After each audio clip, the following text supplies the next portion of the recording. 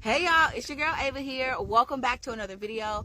So, if you are anything like me, then you are desiring a lot more for yourself. You are very grateful and appreciative of what you have, but you crave more.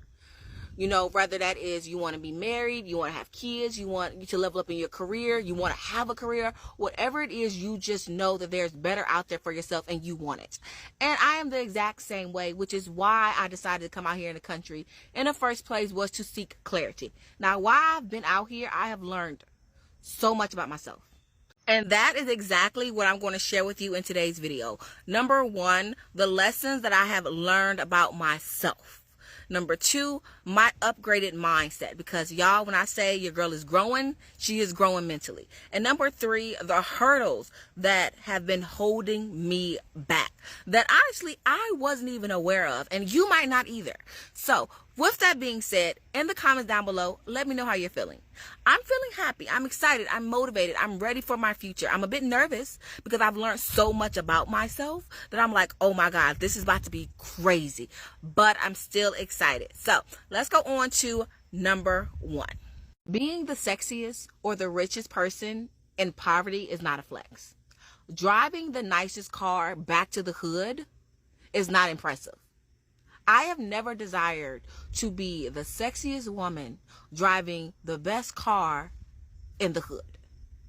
I've never desired to be the Mrs. Parker. If you don't know who Mrs. Parker is, she's a pretty woman that lived in the hood, right? That was never me. For the life of me, could not understand, if you're dating this guy and you're living this life, why the hell are you in the hood? Why don't you want to go take yourself somewhere else? Like, I understand wanting to be connected with the culture, but damn, you want to be that connected? You right there, smack dab in the middle of it? I never understood that. I have always looked up to the characters like Claire Huxtable.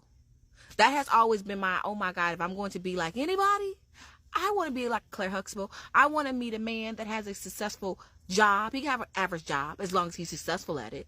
I want to also be a woman with a successful job. It can be very average as long as I'm successful at it. And I want to have these kids that are driving me crazy, and I want to move them to the suburbs or move them to the country. And I want to have my happily ever after. That is my flex. Or if I didn't have kids, I wanted to be a Tony Childs. If I'm going to be single and living my life, I want to live my best life.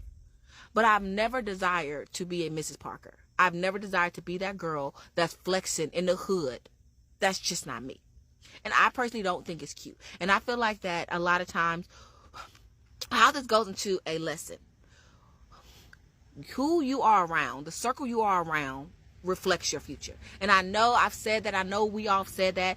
But the reason why I say that, did y'all ever see that interview that Kevin did about meeting Jeff Bezos? If not, I'm about to play it for you right here. With my wife and a friend, and Jeff Bezos walks in, and my friend go, there go Jeff Bezos. I said, oh shit, I'm gonna go say what's up.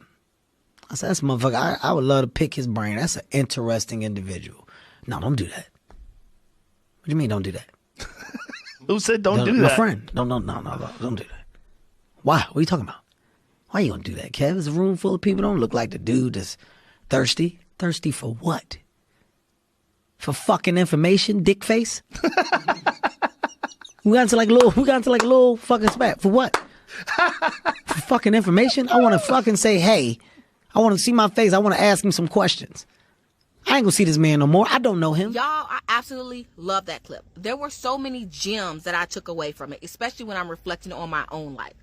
And what honestly blew my mind was how you can be such a successful person and such a hard-working person. Because we can say a lot about people, but we can't deny their hard work. And we can't deny Kevin Hart's hard work. But to be that successful and have people with that poverty mindset still around is why I say be mindful of where you place yourself. The one thing I have learned since being around more successful people, and I'm talking about educational, entrepreneurship, and financially, even in the sports field, is how much they love sharing their knowledge, sharing how they got to where they are, especially if they are talking to people that they can sense is a go-getter. They will sit there and talk your head off and be your biggest cheerleaders. And the second thing I took from that clip is, and excuse my French, fuck a vibe. I don't care about a vibe. And I want you all to carry that mindset. As long as you are being respectful, like my last video said, then guess what? 9 out of 10, they are going to be respectful back. They might say not right now, but they're going to say it in a respectful manner. We don't care about vibes anymore. We are going after what we want. If you are around a person that's telling you you're not that girl or you're not that guy or you shouldn't do that, because y'all, I've had that situation. I remember when I first left home and I came back home and I was just, I was feeling myself. I was so successful. I was way more successful than the people in my own hometown. The first thing they did was start knocking me down. Why are you dressing like that? Why are you talking like that? Why are you acting like that? Because I am not the same person, because I have evolved. And that it is okay to evolve. So, what I want to say, and a lesson that I've learned since being out here, it's okay to evolve. It's okay to expect respect. Fuck a vibe. We're going after things that we want. And to, God, be mindful of the people that you are around, because those people are going to hold you down. If you are around a chick that only wants to be the prettiest girl in the hood, or a guy that wants to be the guy with the nice car in the hood, then guess what? 9 out of 10, you are going to be a reflection of them. So we have to eliminate those people. Not saying they're bad people, but if you are like me and you want better for yourself, you got to be around people that want better as well. Okay, I'm going to land my plane with that one. Let's go on to tip number 2. You can't do it alone. If you are trying to level up, to get out of your current situation, if you are wanting more, craving more for yourself, there's going to have to be a point where you step back and allow someone else to help. There has to be a point where you reach out and accept help. And I understand, as a black woman, the narrative of us being strong and having it all figured out and not needing anybody. I understand that narrative, because this is what this whole page was about. I was stuck in that characteristic of the strong, single black woman that everybody just knew had it figured out, so nobody would help me. I was always helping them. And I escaped from that narrative by 1, learning to step back. By 2, learning to be more submissive, learning to be more agreeable, learning to remove myself from the environment that only promoted those type of women, learning how to communicate, and realizing there's no power in being the big bad bitch all the time. There's not. But within the relationship that I have now, what we had a conversation about is showing each other respect and being a united front no matter what. Because we can't get to the top. We can't get to where we're trying to go alone. This is also why I'm for interracial relationships, because I know how difficult it can be to find your supportive partner in your own race. And why I've made videos telling you, go where you are loved, go where you are accepted and embraced, but watch your mouth. Because nobody has to put up with a combative person. You have to learn to work together as a team and to be a united front. Because where you're trying to get to, I promise you, you cannot get there alone. Okay? So let's go on to tip number 3. I think this is number 3. Anyway, next tip. Faith without hard work is dead. Faith without hard work is dead. You can meditate. You can pray. You can believe as hard as you want. You can wish. Do whatever it is that you do. But if you are not willing to get up and put some hard work and actual effort, strategic effort behind what you are desiring, I don't know how the heck you expect it to come true. I honestly don't. And being out here has reassured me that you got to work hard. You got to have your faith. God is never going to leave you. He is always going to be there. He is always going to be beside you. But you have to put in the work too. And I don't remember a lot of people that God did not give a challenge to or put them to work before he answered their prayers.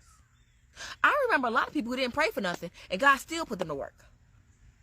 And I'm like, why the heck am I building this ship, God? Well, he was like, why am I building this ship, God? God was like, build a ship. The woman at the well. Why I got to go back to my first husband, the first man that I slept with? I got to go find him after all the men I slept with? That was a lot of work. Jesus gave up his own life. Okay, let me get out of my spiritual bag. But what I'm trying to say is that faith without hard work is dead. So if he can have his son give up his life, carry a cross, have people building ships, have that woman go find her first husband, you think you just have to lay up and he gonna just answer your prayers? Okay.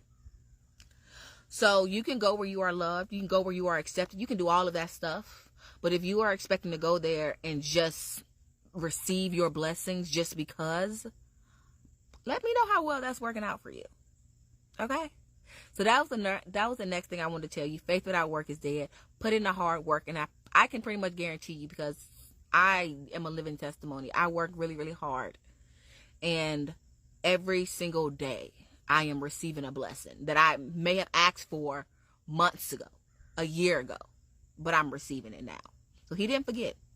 Let's go on to number 4, which is we have to release ourselves from the shackles of other people's judgments. I didn't realize how much I was holding on to the opinions of other people. Like, I thought that when I was 30, I'm letting it go, and I'm still holding on to the shackles of people's opinions who are not trying to get up and do anything. People who don't even have goals and ambitions of their own. But we think so much about what they have to say. The way I think now is different. If you're not getting up and going at it every day, I don't care. I would listen to a homeless person, because at least I know they're getting up every day and they're begging. They're begging for that money. They're begging for their drugs. They're begging. They're working every day. I would listen to a homeless person before I listen to a lazy person that's just not doing anything. But we also have to release ourselves from the judgment of other people, because people don't want perfection. We are living in a generation where people want you to get up, turn on your phone, go to work. People want the real deal, which is why I feel like Instagram died down, because they are so sick of the fake and phony and happy highlights. They want to know how your day-to-day life is. They want to know how you're managing, life with 3 kids, how you're managing to be successful with 1 job. They want to know all of that good stuff. People want the real deal. They don't want that phony, fake BS anymore. But we get so caught up, right, in thinking that we have to have the perfect background, the perfect phone, the perfect lighting, the perfect hair, the perfect this, the perfect that, that we don't do anything. We get in our head. And how many nights have you laid up just thinking about what somebody else said about you? How many times have you not did something because of what somebody else said about you? I can't do this, because I remember I was in high school and I was on a step team and I refused to jump. There was some moves that I had to jump up in the air for. I didn't jump. Why? Because I'm too tall. I can't jump because I'm going to out jump everybody. And that was true, because your girl had height. I should have did basketball. But because of that, I sucked at step, because there was a lot of moves that required you to jump, and I just would not do it. I placed a lot of limitations in my way because I was afraid of what somebody else would say. And a lot of times, those people that are telling you stuff are people that are jealous. They are jealous of who you are. They are jealous of your work ethic. They are jealous of what is coming to you. And that's because they don't want to get up and put in that work. But you are willing to put in the work. So you have to stop listening to what other people say. You have to get up and you have to work for what you want. And you have to learn to work together. All right. So hopefully you all enjoyed that video. I know I said a lot. But y'all, being out here is like a breath of fresh air. Literally, the air is so much fresher out here. The water tastes so much better out here. So yeah, I will let you all know. I'm wondering if I should do like a Patreon or something where I'm letting you know like how the therapy and stuff is going. I'm not too sure what I'm going to do, but I am going to open up something, but I'm not sure yet. Let me put in the work. Let me get it done on the back end, and then I'll come to you and let you know. Okay, so be sure to subscribe if you have not already. Let me know how you are feeling. I really, really hope you enjoyed this video as much as I enjoyed making it for you. I'm about to go back in the house because it feels good, but it's kind of cold. It's kind of cold. And I'll see you later. Bye.